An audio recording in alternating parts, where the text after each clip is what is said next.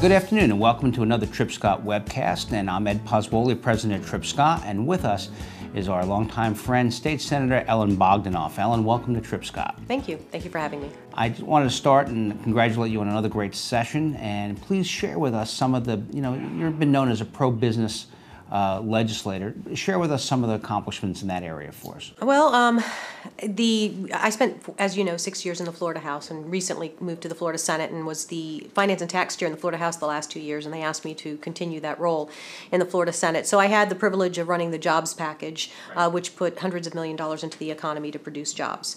So we're starting to see the fruits of that labor, and that ultimately because of that and other things that I had done, I became the most valuable player for the 2011 Florida Chamber of Commerce, which was quite a compliment. That was nice. But there have been a lot of other things that I worked on. I did the unemployment compensation bill that was a priority of the governor to help reduce the unemployment costs across the board, which was huge. And then a lot of the other smaller business issues that were industry specific, that just to kind of clean up things. And met with the bankers today, as a matter of fact, and we did some stuff, for the trusts.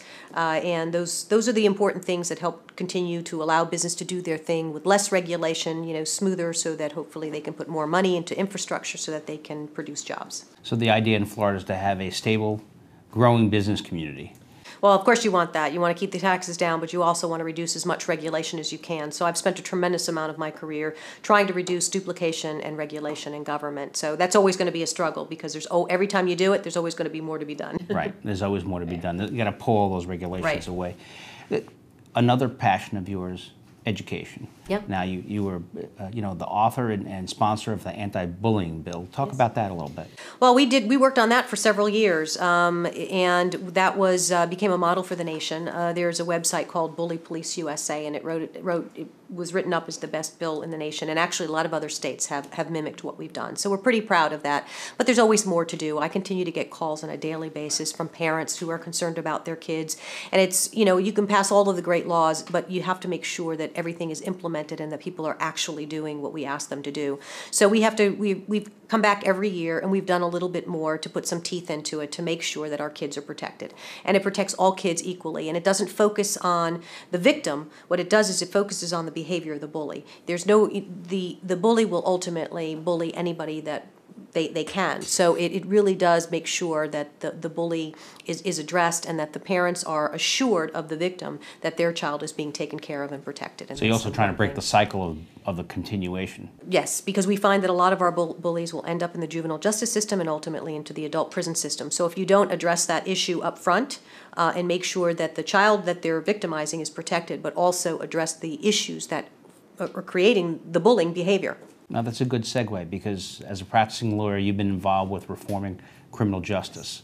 And so talk a little bit about that. Well, the second half of my Senate 2 years, I was asked to take on the civil and criminal justice approach. So it gave me entree into something that I've been working on since I got into the legislature, and it started when I was in law school with the Innocence Project, and that is reforming criminal justice. When we have a bad economy and we're looking for dollars, what we have to look for is where are we wasting money. And a big part of where we're wasting money is in our criminal justice system. And that's because there is a huge national movement that Florida is yet to jump on the bandwagon, and that is called Right on Crime. And it treats the biggest part of it is nonviolent drug offenders to move them from incarceration to rehabilitation and community-based care. And it is the nonviolent. And to do that would save hundreds of millions of dollars that we could put back into education, we could put back into economic development, put back into the court system. Right. So those are the important things. And we actually did pass the drug reentry bill this year. It took us 6 years to do it. It was a great piece of legislation, applauded by the Democrats, the Republicans, everybody, and unfortunately the governor did veto it. So we're working with the governor to get him to better understand what we're trying to accomplish. So we'll get it next time. That's the hope. Okay. Let me switch gears a little bit. Because of redistricting, some of your district has changed. So describe for us where your district now runs from and to. It's changed quite a bit. I used to go from 17th Street, virtually all east of US 1, all the way up the coast to northern Palm Beach County, which was Juneau Beach. And now? What they did is they moved it south. So the highest point is Boynton Beach, which is Hypoluxa Road. Broward County's pretty much remained the same. It's virtually all east of Dixie and US 1. And then when we get to Boca, we go all the way to the Turnpike. When we get to Delray Beach, we go to Jog Road. And when we get to Boynton Beach, we go to Military Trail. It's a little bit like a set of stairs. So it's changed. The demographics have changed as well.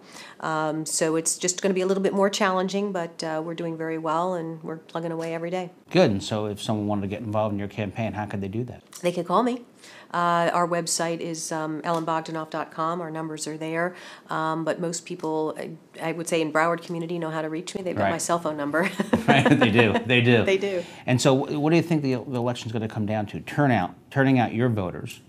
And what other issues? Well, I think that, anytime you have a national election, what plays at the national level definitely impacts other races. So we are working very hard to get people to break through the noise and to get people to know our campaign. We're doing very well in the district that I currently represent, which is 60% of the new district. So we're just spending a tremendous amount of time introducing ourselves to the new part of the district. And hopefully that regardless of what people do, in other elections, that they recognize the work that I've done, my legislative record, and want to give me an opportunity to go back and do some more. Now, for our listening and viewing audience, Republicans control the Florida Senate now. They do, and the Florida House, and the governor. And the governor. And in the Florida Senate, being on the side of the majority, what does that mean? Well, I think that we have an interesting problem here in Broward County, as in Palm Beach County. This would be the only potential Republican Senate seat. Now, what that means that if the Republicans lose this seat, that two of the largest counties in the entire state will not have Republican majority representation in the Senate.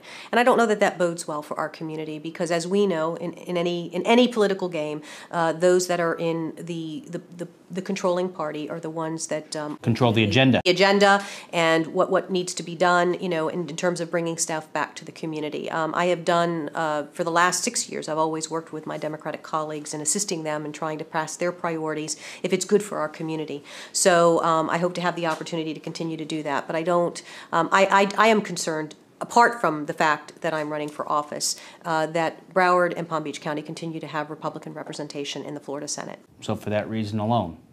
Well, that would be a good reason. But among all the other reasons. I'm hoping it's because of my legislative record and and everything that I've done. But yeah, I think it's important for Broward. And your commitment to the community. Yeah. Well, I appreciate your time. And Ellyn Bogdanoff, thank you very much, and best of luck to you in the election. Thank you. Thank you.